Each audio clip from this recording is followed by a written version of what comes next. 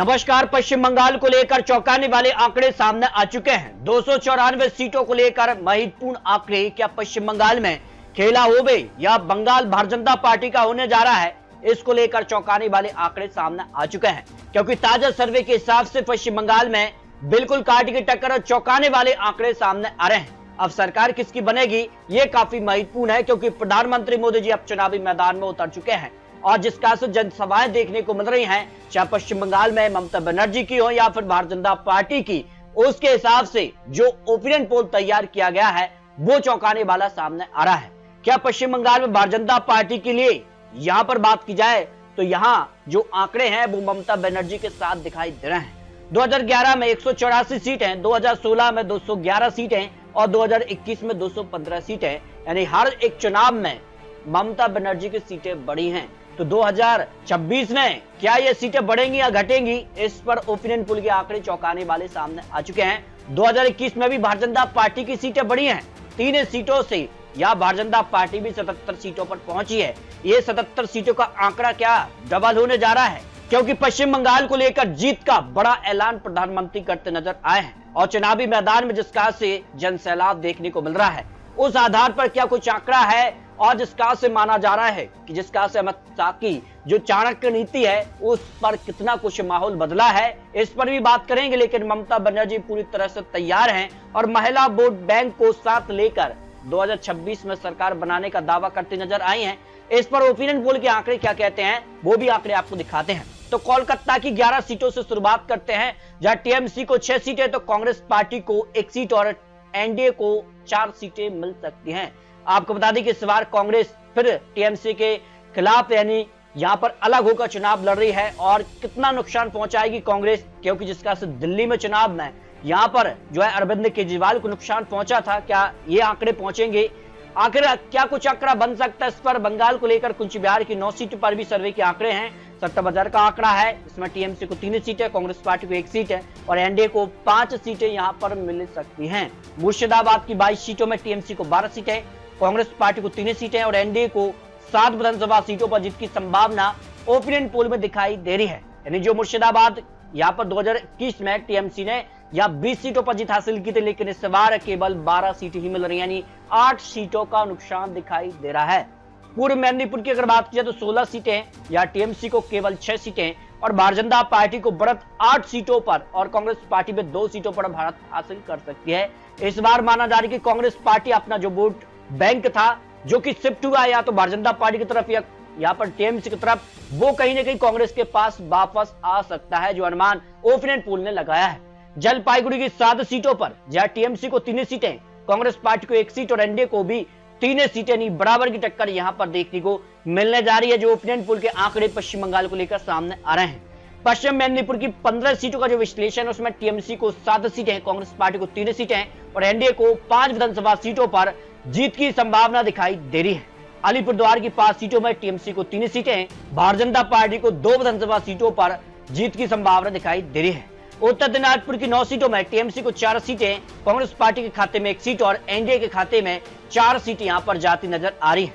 जबकि दार्जिलिंग की 5 सीटों में टीएमसी को 3 सीटें जा सकती हैं, कांग्रेस पार्टी को 1 सीट और एनडीए के खाते में भी 1 सीट यहां पर जाती नजर आ रही है। जो ओपिनियन पोल के आंकड़े पश्चिम बंगाल को लेकर सामने आ रहे हैं। दक्षिण दिनाजपुर की 6 सीटों में टीएमसी के खाते में 3 सीटें, कांग्रेस के खाते में 0 सीट और एनडीए के खाते में भी 3 सीटें यहां पर जा सकती है, यानी बराबर की टक्कर यहां पर देखने को मिल सकती है।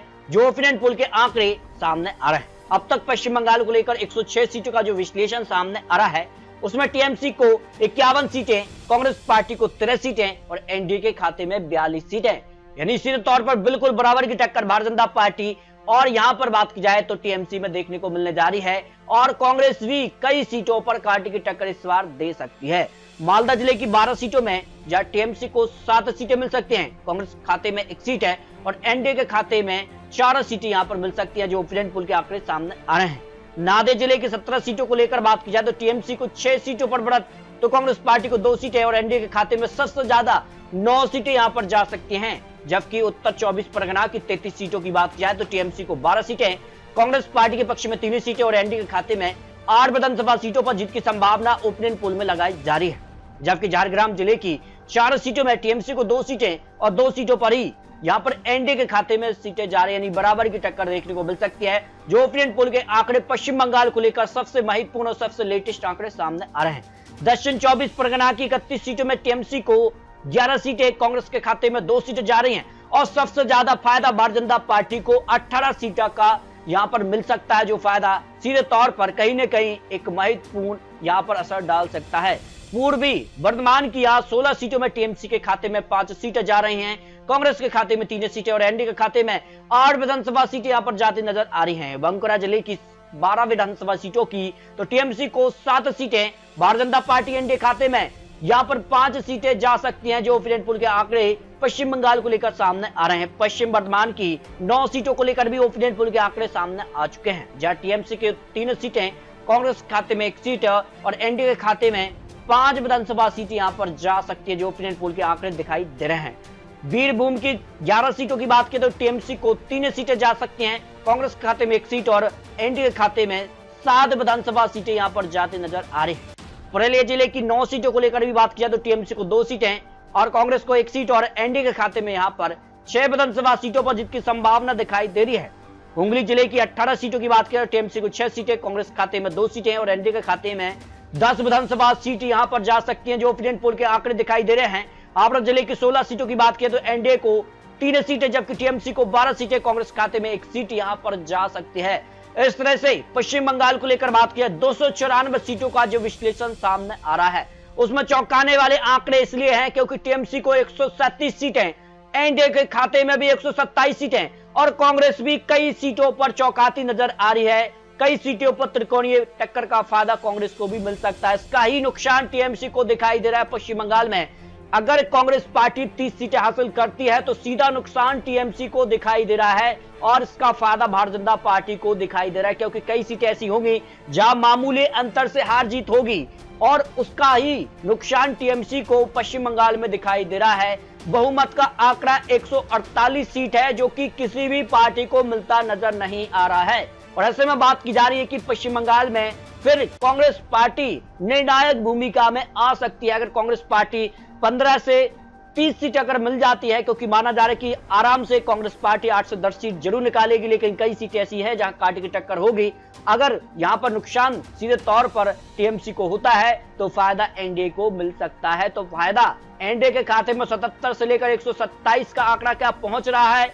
बहुमत के आंकड़े के करीब दोनों यहां पर गठबंधन दिखाई दे रहे हैं। तो पश्चिम बंगाल में एनडीए की सरकार बनेगी या फिर इंडिया गठबंधन की, ये काफी महत्वपूर्ण। इससे पहले जनमत का पोल भी सर्वे सामने आया था जिसमें टीएमसी को बढ़त दिखाई गई थी। मटराइज का भी ओपिनियन पोल सामने आया, इसमें भी टीएमसी को बढ़त देखने को मिली है। इस तरह से पश्चिम बंगाल को लेकर जो ओपिनियन पोल के आंकड़े हैं उसमें टीएमसी आगे है, लेकिन बात की जा रही है कि कांग्रेस कितना नुकसान पहुंचाएगी, ये काफी महत्वपूर्ण हो जाता है। फिर भी आपको बता दें, ये चुनावी आंकड़े, चुनावी अनुमान है। 4 मई को तय हो जाएगा आखिर पश्चिम बंगाल में किसकी बनने जा रही है सरकार, क्योंकि 2 चरणों में वोटिंग होगी और इसको लेकर भी हर एक चरण को लेकर आपको महत्वपूर्ण आंकड़े दिखाने जा रहे हैं। तो आपको क्या लगता है, पूरा रख सकते हैं। मिलते हैं नए और महत्वपूर्ण आंकड़ों के साथ, तब तक के लिए जय हिंद, जय भारत।